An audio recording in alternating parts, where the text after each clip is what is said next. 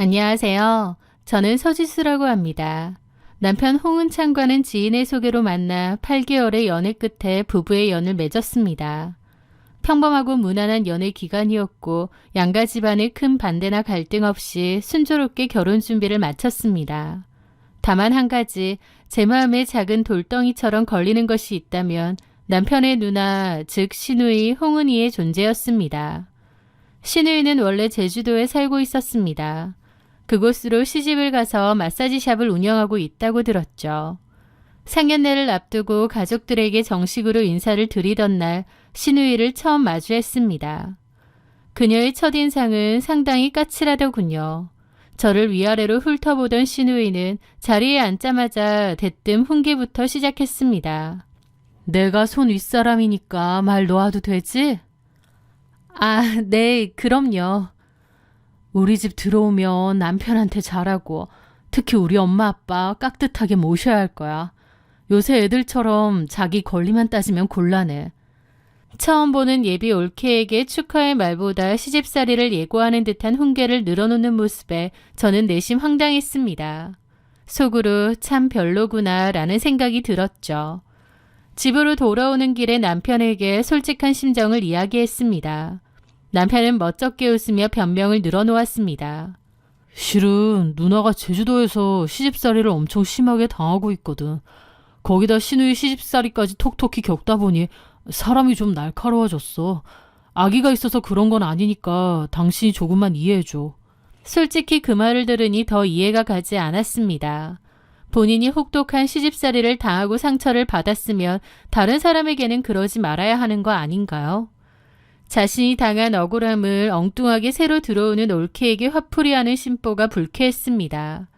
하지만 어차피 시누이는 바다 건너 제주도에 살고 있었고 1년에 명절 때나 한두 번 볼까 말까 한 사이니 적당히 거리를 두면 괜찮을 거라 스스로를 다독였습니다. 그렇게 2년의 시간이 흘렀습니다. 저희 부부는 맞벌이를 하며 나름대로 안정적인 신혼생활을 이어가고 있었습니다. 그런데 평온했던 저희의 일상에 갑작스러운 불청객이 들이닥쳤습니다. 시누이가 이혼을 한 뒤 제주도 생활을 끝내고 서울 본가로 짐을 싸서 올라온 것이죠. 시부모님 댁에 얹혀 살게 된 시누이는 시간은 많고 할 일은 없는지 그때부터 본격적으로 저희 부부의 삶에 간섭하기 시작했습니다. 휴일 아침이면 불쑥 저희 집에 쳐들어와 냉장고 문을 열어보며 살림살이를 지적했고 저녁에 피곤한 몸을 이끌고 퇴근하면 전화를 걸어와 잔소리를 늘어놓는 겁니다. 너희는 결혼한 지 2년이 넘었는데 왜 아직도 애 소식이 없니? 직장 그만두고 몸부터 만들어야 되는 거 아니야? 우리 엄마 아빠가 손주 기다리다 목 빠지시겠다. 신우는 본인의 결혼 생활은 실패로 끝났으면서 동생 가정에는 임신 계획부터 생활 방식까지 사사건건 통제하려 했는데요. 그런 모습에 저도 너무 기분 상하고 지쳐갔죠. 남편에게 중재를 요구했지만 남편의 대답은 늘 같았습니다. 누나가 원래 똑 부러지고 자기 주장이 강해서 그래. 이혼하고 마음도 적적할 텐데 좋은 게 좋은 거라고. 우리가 그냥 한 귀로 듣고 한 귀로 흘리자. 남편의 방관 속에서 제 속은 시커멓게 타들어갔습니다. 그러던 어느 날이었습니다. 시아버지의 칠순을 겸한 생신이 다가오고 있었죠. 시누이는 제게 전화를 걸어 일방적으로 통보를 했습니다. 이번 우리 아빠 생신은 외식 말고 집에서 상다리 부러지게 차려드리자. 내가 옆에서 거들어줄 테니까 올케가 장도 좀 보고 음식 준비도 좀 하고. 혼자 하라고 안 해. 나도 같이 할 거니까 걱정 마. 저 역시 매일 야근에 시달리는 직장인이었지만 칠순이라는 명분이 있었기에 꾹 참고 시누이의 지시를 따랐습니다. 이른 퇴근 후 마트에 들러 갈비찜, 잡채, 미역국, 전 등 온갖 식재료를 장을 봐서 부랴부랴 시댁으로 향했습니다. 도와주겠다던 시누이의 말을 믿고 서둘러 갔는데 막상 시댁문을 열어보니 시누이는 외출하고 없는 거예요. 어머님은 주방을 어슬렁거리실 뿐 크게 손을 보태지 않으셨고요. 결국 저는 옷을 갈아입고 혼자 주방에 서서 재료를 다듬고 음식을 만들었습니다. 잔치상을 혼자 준비한다는 게 생각보다 훨씬 고된 노동이더라고요. 몇 시간 동안 서서 전을 붙이고 쪼그려 앉아 나무를 묻히다 보니 원래 좋지 않았던 허리에 무리가 가기 시작했습니다. 그렇게 거의 모든 음식이 완성되어 갈 무렵 무거운 솥을 옮기기 위해 몸을 일으키던 순간이었습니다. 우두둑하는 느낌과 함께 허리에 극심한 통증이 찾아왔고 숨을 쉴 수 없을 만큼 고통 때문에 그 자리에 주저앉고 말았습니다. 허리를 제대로 삐끗한 거였죠. 도저히 허리를 펼 수가 없었고 마침 퇴근을 하고 번거로운 남편이 주방 바닥에 주저앉아 끙끙거리는 저를 발견했습니다. 사태를 파악한 남편은 저를 부축하며 말했죠. 음식은 다 된 것 같으니까 여보는 얼른 안방에 가서 좀 누워있어. 내가 엄마한테 말씀드릴게. 저는 남편의 부축을 받아 시부모님의 안방 침대에 조심스럽게 몸을 뉘었습니다. 식은땀이 흐르고 허리가 끊어질 듯 아파오더라고요. 그런데 제가 누운 지 20분쯤 지났을 무렵 외출했던 시누이가 집으로 돌아왔습니다. 현관문이 열리는 소리와 함께 시누이의 날카로운 목소리가 들리는 거예요. 그러더니 시누이가 안방문을 벌컥 열어 제꼈죠. 지금 뭐 하자는 거야? 시어머니는 일 시켜놓고 여기서 자빠져 자고 있어? 시누이의 눈에는 주방에서 그릇을 세팅하고 있는 시어머니와 안방에 누워있는 제 모습이 아주 기가 막힌 상황으로 보였던 모양입니다. 자기 분을 못 이긴 시누는 갑자기 어깨에 메고 있던 가죽 가방을 저를 향해 집어 던졌습니다. 가방 모서리가 제 어깨를 강타했습니다. 저는 갑작스러운 폭력에 너무 놀라 비명조차 지르지 못했습니다. 어디 세상 천지에 시어머니는 주방에서 일하고 있는데 며느리라는 년이 안방 침대에 자빠져 있어. 네가 우리 엄마 식모로 부려먹으라고 시집왔어? 시누이는 입에 거품을 물고 발악을 했습니다. 가방에 맞은 충격과 억울함에 저 역시 이성을 잃고 따져 묻기 위해 몸을 일으키려 했습니다. 하지만 허리 통증 때문에 침대에서 벗어나지 못한 채 끙끙거리며 대답했죠. 형님, 저 혼자서 음식 다 해놓고 허리를 심하게 다쳐서 잠깐 누워있던 거예요. 어떻게 상황도 안 물어보시고 다짜고짜 사람한테 가방을 집어던지세요? 제 말에 시누이는 콧방귀를 뀌었습니다. 웃기고 있네. 허리 아픈 건 핑계고 그냥 일하기 싫어서 꾀병 부리는 거 내가 모를 줄 알아? 당장 안 일어나? 말이 통하지 않는 인간이었습니다. 소란을 듣고 달려온 남편이 시누이를 말렸지만 저는 더 이상 참을 이유를 찾지 못했습니다. 저는 아픈 허리를 부여잡고 겨우 자리에서 일어났습니다. 그리고 남편을 향해 아주 차갑게 말했죠. 나 갈게. 오늘 이후로 나는 당신 누나랑 평생 안 보고 살 거니까 그렇게 알아. 저는 가방만 챙겨든 채 뒤도 돌아보지 않고 시댁을 빠져나왔습니다. 제 등 뒤로 신우가 욕을 하고 색 난리를 치더라고요. 그날 이후 저는 남편에게 한 선언대로 시누이와의 모든 연락을 끊고 철저하게 무시하며 지냈습니다. 그게 싫다면 저는 이혼이라도 불사하겠다고 했거든요. 시누이는 친척들에게 제 욕을 하고 다니는 것 같았지만 개의치 않았습니다. 명절이나 제사 때 시누이가 시댁에 오면 저는 인사를 생략했고 시누이가 저희 집에 예고 없이 들이닥치면 저는 그대로 옷을 입고 밖으로 나가버렸습니다. 남편도 그날의 사태가 워낙 심각했기에 저에게 억지로 화해를 강요하지 못했습니다. 그렇게 시누이와 남보다 못한 사이로 냉전을 이어가던 중이었습니다. 시어머니를 통해 시누이의 근황이 들려왔습니다. 시누이가 재혼을 한다는 소식이었죠. 상대 남자는 시누이와 마찬가지로 한번 다녀온 재혼남이었는데 꽤 재력가라고 했습니다. 지역에서 가장 큰 대형 목욕탕과 스파랜드 건물을 소유하고 있으며 가족 경영으로 목욕탕 관련 사업을 크게 한다더군요. 시누는 돈 많은 남자에게 시집을 가게 되었다는 사실에 잔뜩 고무되어 있었습니다. 그런데 문제는 시누가 그 남자 측에 자신의 집안 수준을 엄청나게 부풀려 거짓말을 해두었다는 것이었어요. 자신의 배경을 과시하기 위해 시누이는 빚을 내어 명품 쇼핑을 하고 고급 에스테틱을 끊어 관리를 받으며 부잣집 딸내미인 척을 했는데 실상은 다 빚이었고 카드를 돌려막기 하고 있었죠. 시누의 허영심은 점점 극에 달했고 상견례 날짜가 잡히자 저에게까지 말도 안 되는 요구를 해오기 시작했습니다. 상견례 자리에 무조건 머리부터 발끝까지 명품으로 휘감고 나오라는 지시였죠. 물론 제 옷을 사주거나 비용을 보태주는 일은 일절 없었고요. 하지만 진짜 폭탄은 상견례가 끝난 직후에 떨어졌습니다. 시어머니가 남편과 저를 본가로 부르더니 뻔뻔한 표정으로 입을 여시는 거예요. 얘들아, 사돈댁이 워낙 부자에 집안도 빵빵해서 은희 살 집도 시내에서 제일 비싼 주상 복합으로 해준단다. 근데 집이 워낙 크고 그쪽 수준이 있으니까 우리도 거기에 걸맞게 예단이랑 혼수를 최고급으로 해가야 체면이 서지 않겠니? 우리가 가진 현금이 부족해서 그러니 너희 돈 좀 빌려주면 안 되겠니? 순간 저는 귀를 의심했습니다. 그리고 이어진 시어머니와 시누이의 기가 막힌 요구에 제 인내심은 바닥을 드러내고 말았습니다. 왜냐면 저희가 이사 가려고 모아놓은 적금이 있는데 그걸 탐내고 거기에 대출까지 내서 좀 도와주라는 뜻이었거든요. 저는 시어머니의 눈을 똑바로 보며 차분하게 대답했죠. 어머니, 저희도 조만간 전세 만기라 이사를 가야 해서요. 또 저희 부부도 임신 준비를 하고 있어서 앞으로 들어갈 돈이 많습니다. 형님 결혼 자금으로 빌려드릴 여유는 없을 것 같아요. 제 단호한 거절에 옆에 앉아있던 시누이의 표정이 험악하게 일그러졌습니다. 네가 뭔데 안 된다고 딱 잘라 말해? 그 적금 통장에 네 돈만 들어갔어? 내 동생이 일해서 번 돈도 반 이상 들어가 있는데 네가 왜 내 동생 돈까지 쥐고 흔들어? 시누이는 자신의 억지를 정당화하며 목소리를 높였습니다. 내가 시집가서 잘 살면 너희한테도 좋은 일이야.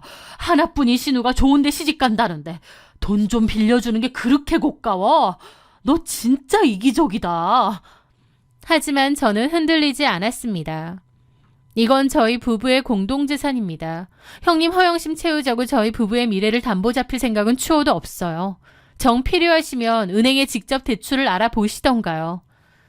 저는 그 자리에서 분명하게 선을 긋고 일어섰습니다. 뭐? 허영씨? 저게 미쳤나 정말. 남편은 제 옆에서 안절부절 못하며 시어머니와 제 눈치를 번갈아 볼 뿐 제 편을 들지도 누나를 말리지도 않았습니다. 그날 이후 시누이의 도를 넘은 괴롭힘이 시작되었습니다. 제 휴대폰으로 밤낮을 가리지 않고 원색적인 비난이 담긴 메시지가 쏟아졌습니다. 돈 몇 푼 쥐고 유세 떠는 꼴 역겹다. 니깎게 우리 집안 며느리로 들어온 것부터가 잘못이다. 니 친정 부모가 그렇게 가르치디? 어따 대고 허영심이래? 너는 내가 부잣집 시집가도 나한테 콩고물 한 조각이라도 얻어먹을 생각하지 마라. 이 쪼잔한 년아. 입에 담기 힘든 욕설과 제 친정 부모님을 깎아내리는 모욕적인 언사들이 줄을 이었습니다. 하지만 저는 대꾸조차 하지 않았습니다. 감정적으로 대응해봤자 피곤해지는 것은 제 쪽이었으니까요. 대신 시누이가 보낸 모든 메시지를 하나도 빠짐없이 캡처하여 저장해두었습니다. 언젠가 필요한 날이 올지도 모른다는 생각이 들었거든요. 그렇게 한바탕 소동이 지나가고 시누이의 결혼 준비는 순조롭게 진행되는 듯 보였습니다. 저희에게 돈을 빌려달라는 시댁의 요구도 잠잠해졌기에 저는 시누이가 결국 알아서 자금을 마련했으려니 생각했습니다. 그런데 그 뒤 남편의 핸드폰으로 사진을 구경하다가 갑자기 은행 앱에 알림이 떴습니다. 대출 이자 안내라는 문구가 있었던 거예요. 저희 부부 명의로 나가는 대출은 없었기에 의아함이 들었습니다. 저는 조용히 남편의 휴대폰을 열어 금융앱에 접속했습니다. 그리고 하들짝 놀랬죠.